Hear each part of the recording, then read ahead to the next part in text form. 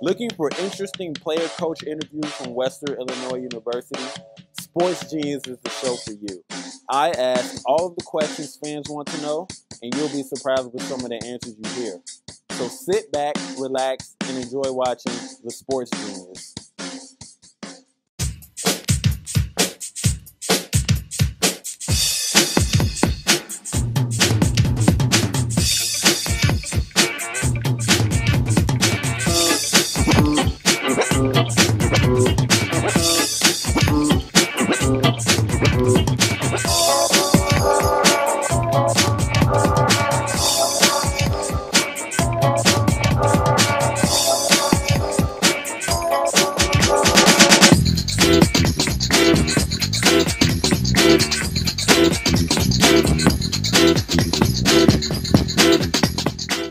Hi there, I'm your host Bryant Lucas, and today I'm here with WIU's defensive back, Jonathan Rollins. John, nice of you to join me. How you doing? How are you feeling today? So far so good, everything's good. Awesome. Well, let's get this show started. WIU Leathernecks finished with a 5-7 record this season. How do you feel the team played to its full potential? I feel like every game, we came out, we played hard, we prepared every week. And but I don't think we played to our full potential every game. As you can see, we have too many losses. But I feel like the team, worked hard, gave it their effort. Just some games we came out short. But there's definitely room for improvement, and we definitely come out stronger in these next couple seasons. In what areas do you feel the team should improve in? There's more than one, areas, not too much of, people or certain things, but, just playing a complete game within a game. You just can't play one quarter or 2 quarters. You have to play 4 quarters, with your full potential and, all your effort. So I feel like as soon as, the team, gets to the point where they know how to put a whole game together, then, everything will be better. You're a defensive back. Explain how the defense played. Do you feel the defense played up to par, or do you feel maybe in the 4th quarter the defense kind of failed? For the most part, I think, we played really good defense this year. We shut out opponents, in the second half or for 3 quarters, and then, like I said before, you just have to put a whole complete game together. There was times, where, miscommunication or not communicating very well will lead to a big play, or just, plays left on the field to be made. But as a whole, I think, the defense played pretty good this season. But as a defensive back, you have, especially at safety, you have a lot of things to worry about, run, pass. So, just being locked in and focused every single time is, is very important.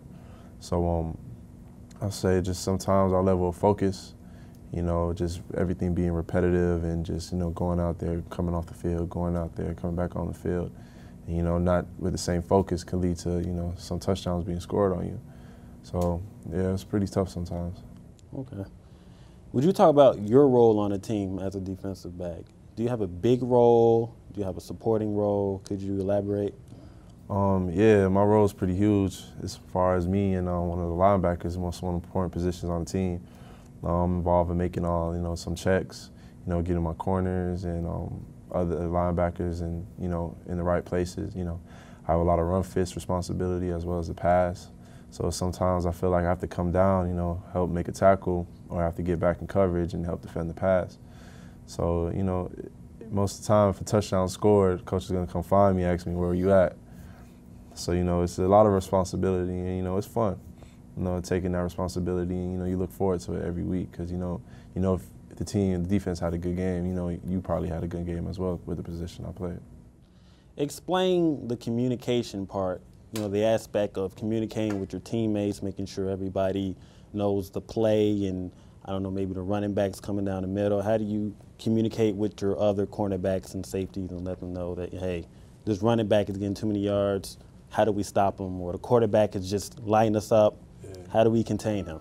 Yeah, when we come off the field, before we take the field, we'll all huddle up. We'll get in a big huddle.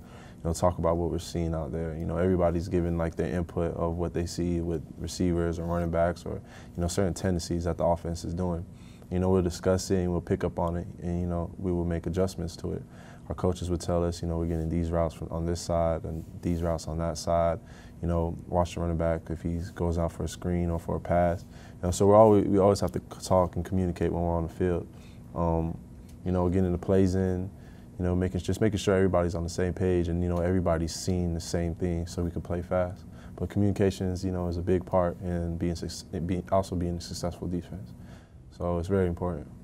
Okay. So, John, where are you from? I'm from Miami, Florida. Miami? Yeah. How's it out there? How's life? Do you hit the beach? Oh, man. Go to the bars? Tell me the Miami life. Man, I was born and raised in Miami, man, so it's just a lot to do, It's, you have the city you could go to, you have the beach you could go to. It's different, it's just everything for everybody. This past weekend they had like the Art Basel. Different celebrities came in from all over to look at different art. Have car paintings, street paintings. It's a lot to do in Miami. So it's just a lot of opportunity and a lot of fun growing up. Playing football, hot weather, so you can play football all throughout the year. And that's pretty much what I did as a kid. Just played a lot of sports and just enjoyed being outside. Football is pretty huge in Miami, isn't it? Yeah, very huge. Yeah. So who influenced you to play football or sports in general? My family, my dad, my mom, my uncles, cousins. Football is everything in Florida. When you're as a kid, that's where you grow. You grow up with a football in your hand. So, it's always put up on, play sports, this and that. And, there's a lot of athletes in Florida, so it was always, competitive and, it was fun. You always wanted to be the best. So just the fact that, you have everybody around you always wanting to play football. It made you want to play football too. And you just play it every day and get better and better with it. What made you want to play for Western Illinois University? Western was actually the first school that gave me my offer. So I remember the coach came to my school and, I looked at Western Illinois, as a potential school that I could go to. I didn't think of anything big, but as the months went by, talking to different schools, I always remember Western, being the first school to, give me that offer and come and see me. So when the time came, I came on my visit. I had fun on my visit. I enjoyed myself. I said, why not come to Western? The team just came off from a playoff berth, so I just wanted to be part of a nice program so I could potentially win a championship. Since you're from Miami, talk about, the climate change for you. Were you able to adapt to the cold weather in Illinois, opposed to Miami where it's hot and almost perfect weather every day? It was tough. You're used to the sun, wearing tank tops, T-shirts, shorts, and then, that's only limited when you come to Illinois. Yeah. Only certain times in the months where you could wear that. But it took over time, I think I got, the right stuff on, like this hoodie. Hopefully. Yeah, you're looking good. Yeah. You got it. I still haven't got a winter coat yet, surprisingly, but, I don't know, it's been rough, man. Like every winter that comes by, I feel like it's tougher and tougher for me, but yeah, it's cold, something to get used to. Get that winter coat and you'll be in good shape. So, you finished this season with 75 tackles, 2 interceptions, 1 fumble forced and recovered. Are you satisfied with the way you ended the season? I feel like I had a solid season, but I'm never satisfied. I feel like, I probably could have just dominated a little bit more. I like to set the bar high, go past it. But if anybody looks at that, they'll probably say it's, a pretty solid season. But, I just want to reach beyond and shoot for the stars, man. So, I expected more of myself, but, I just take what I could get, and just look. It just shows me there's more room for improvement. So it makes me want to work harder in the offseason. All right. You're the cornerback for the WIU football team. In my personal opinion, I believe that's the hardest position to play. What do you feel is the hardest position to play? Well, I'll say quarterback's pretty hard, man. I was watching a game the other day, and, the quarterback has to make a whole bunch of checks, has to get the O-line, the receivers, everybody on the same page. Has to pass the ball as well as take a lot of hits. So I think quarterback's also pretty tough, man, mentally and physically. They get all the blame. Yeah. Like the pressure's always on the quarterback. Always. What would you say the second toughest position is to play? Second toughest, probably DB. DB, because you're always reacting to everything. You got receivers that can run 4.2s, 4.3s in your face. You have to stop on the dime and just react to everything you see. You know, they know what they're doing already, but you have no idea. So, you know, I find it just real hard. You got to trust in your technique and your just athletic ability and just make plays. Yeah. And as well, if a touchdown, it looks like it's your fault, and when sometimes, you know, it won't be. So if something happens to you, it's a big play. But if not, you know, you live with it next time. Yeah. Football is a very physical sport. Have you ever been injured? I've never had like real serious injury, but I hurt my knee last year. You know, I had torn, you know, meniscus. Oh, how did that feel? And not good, man. It gets stiffs up on you and just makes it really hard to play and just move around. Mm. So, you know, I just had a battle with that. I ended up playing with it throughout the season, and you know, it was all right. But I got it fixed over the break. Had surgery on it. Did a lot of rehab and, you know, PT, personal training, and, you know, just getting back to good health. It's fine now. Glad you were able to recover. Jonathan, explain your work ethic before the games, and is there any kind of music you listen to get you hyped and, you know, ready to lay some big hits? Yeah, I listen to a good different variety of music. You know, in the morning, you know, I just like to just be calm. You know, so I listen to a lot of Bob Marley. So I just, you know, just be chill, like get my mind right, you know, just enjoying the fact that I'm just alive and getting ready to play a game. Then, you know, as time the game comes around, you know, I'll listen to, you know, some more hype music, like Jeezy, Young Jeezy, or Meek Mill, you know, get me pumped up, stuff like that. But, you know, just to get adrenaline in me, that's what I like to go with. Are there any rituals you do before the game? Yeah, like for some reason, like if I had a good game, like the week before, I would literally put on like exactly not exactly, but I'll put on like certain pieces that I wear in a certain order.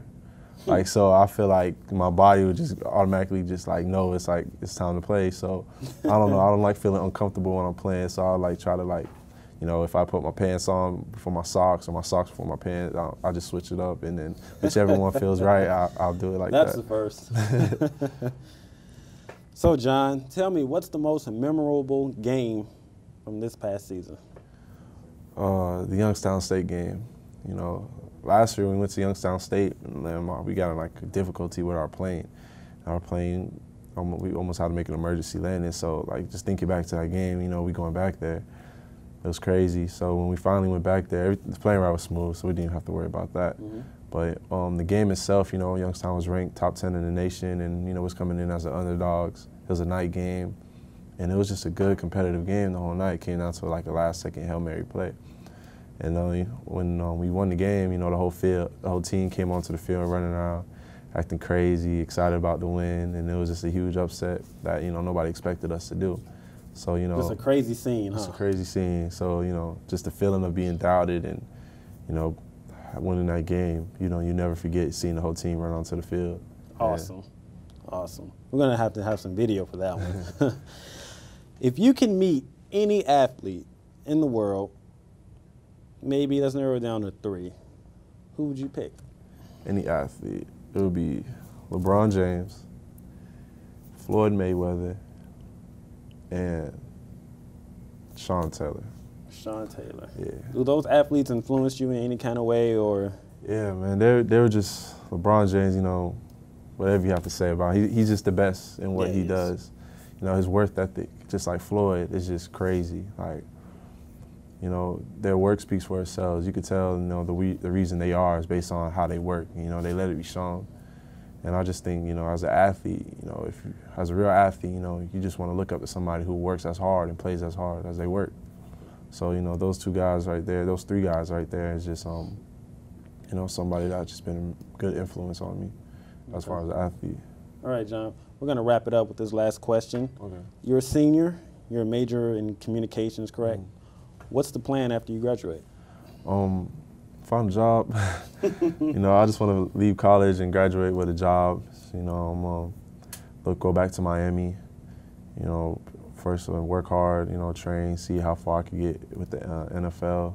As far as chasing my dreams. Man, if nothing works out, you know, I'll be in Miami looking for a job, either some executive building or managing my own. Sounds like a plan. And on that note, we're going to wrap it up.